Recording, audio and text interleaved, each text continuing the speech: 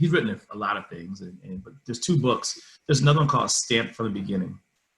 And that book is, I read that first before that book came before this one.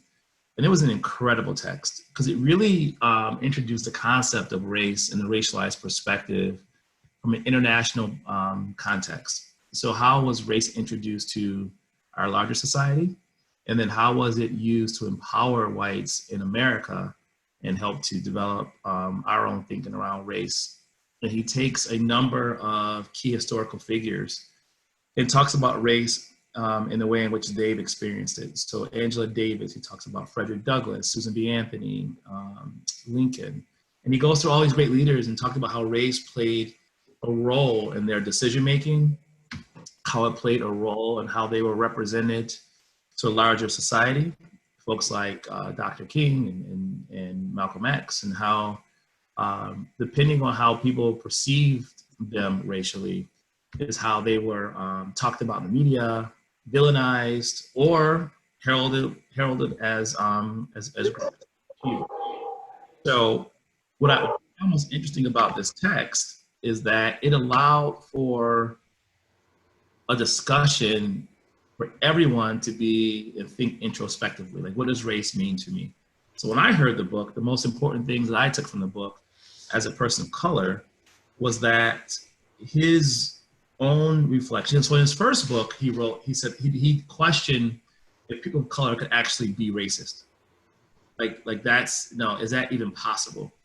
And then I think in this book, he thought about race and because how it's racialized, the perspective's racialized, then of course Black people can be racist. But a lot of that racism among people of color has to do with how we were institutionalized into society. So there were 3 chapters in particular that really stood out to me. He talked in chapter 6, he talked about body racism and the impact on the body. And when people talk about being, 6'3", I'm 6'3" for those who can't tell on camera. What does race and my body type have to do with how I perceive myself and how others perceive me? So he defines body races as one who is perceiving certain racialized bodies as more animal-like and violent than others. Bodily anti-racist is one who is humanizing, deracializing, and individualizing non-violent and violent behavior. So we think about what's happening in America today in racism from a body-conscious perspective. So being 6'3" and large, I realize that I often walk into spaces and I try to make everyone around me feel comfortable. So I might slouch a little bit or I might take a seat quickly so we're at eye level. I don't stand over someone and tower over them for fear that I will be viewed as being intimidating or I'm scaring them. If I'm walking through the public market or through the grocery store, for years, I would make sure that I wasn't too close to a white woman or too close to women in general because I didn't want them to fear me. When I engage with people of authority, law enforcement, I have to soften my voice and I want to be soft-spoken so I'm not scaring them. That all has to do with a sense of self-hate and racism that I have adopted about how people perceive me as a Black person, as opposed to a white person who is my exact same height and my exact same build and my exact same stature. They walk with their head up, shoulders back, and they demand their presence, and they use that their physical stature to their advantage. You look at our presidents of the past; most of them have been very tall and very broad. You look at leaders in corporate world; allows individuals they stand tall, and you look at a lot of our corporate leaders. There's research on this. Are tall people who have a big frame, who seem to be, they say they have a presence, but for Black men, you are intimidating. And so I think about if I went through society, just taking that body racist out and just walk through situations more comfortably, the type of confidence I might have had, the opportunities that I would have made by just asking questions instead of silencing myself, the knowledge I would have gained by not being afraid of speaking up and scaring others. So there's this mental game at play when you're body conscious and you have this body racism. So then I think about how have I applied that to other Black males or other people of color who are my same size? And you do. I mean, you learn, you start to think that every Black person your height could be physically intimidating, or you start to believe, you know, that that's a possibility. And in the book, he talks about the young man on the school bus and how he was so intimidated going to school. He says, you know what? I walked through the halls on day one and my sneakers weren't stepped on. And I was waiting to get beat up and it never happened. And so he walked into these spaces with the same type of body conscious that I did growing up. And he did not engage meaningfully with people who looked just like him because he was taught that they might be intimidating and be violent and be animal-like. And it wasn't until he was an adult when he realized that those are all stereotypes that were fed to us, and that we became, again, racist towards our own people. And so I think about that, and that was very freeing to me reading this book, and being able to check my own racism against people that's been subconscious for so long, and making sure that I don't pass that down to my kids. So what I took from this book is the many lessons from a Black male's perspective that I'm not going to teach my own son, or teach my son to question, so he doesn't grow up in a society where he has to temper or silence himself to make others feel good. And more importantly, doing that chips away at his own self-confidence. And so that's really, really, really critically important. It's also important for my daughter so that she doesn't grow up fearing Black men or fearing the idea of how we've been racialized in society, so that when she finds a male that she likes and she wants to date or whatever, that she can do that with an open heart in the same way that she would do that with a white male or with a male who's been racialized as being less threatening and more gentle and more loving.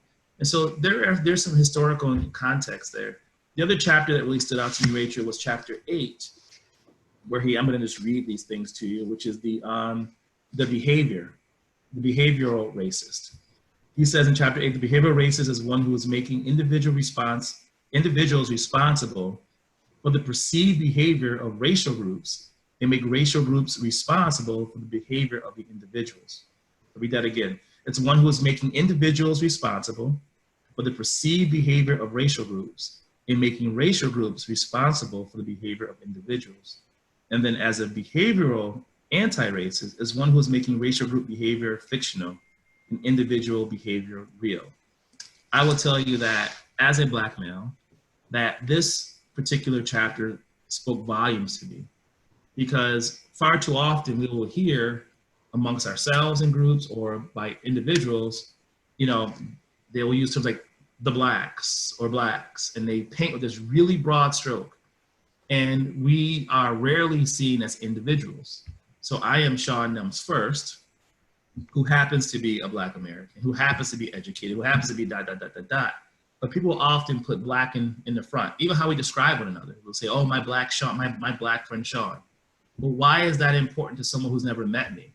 Why can't it simply be my friend Shaun? And when they will figure out what that means, because the fact that we put Black in front of it, we're either trying to use that term to make ourselves feel better, say, hey, I have Black friends, or we're using that to kind of prepare them for my presence when I come to a party. Like, there's a reason why people put Black in front, because to them, it's a descriptive term that means something. It also is a descriptive term that means something to the person that you're speaking to. So we subconsciously put Black because in our mind, Black means something.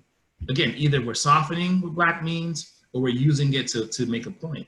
I rarely define my friends by their color, especially my white friends. I'll never say my white Jewish friend Rachel. I would never describe my friend Rob. I would never say my Black friend Rob. No, it's Rob, because I attribute the same respect for Rachel that I do for Rob. So there's no reason for me to define it differently for someone else I'm speaking to. But we do that. Yeah, that chapter hit me too. Mm-hmm. It hit me too, because not only because people do it to Black people, but they do it to Jewish people too, a lot.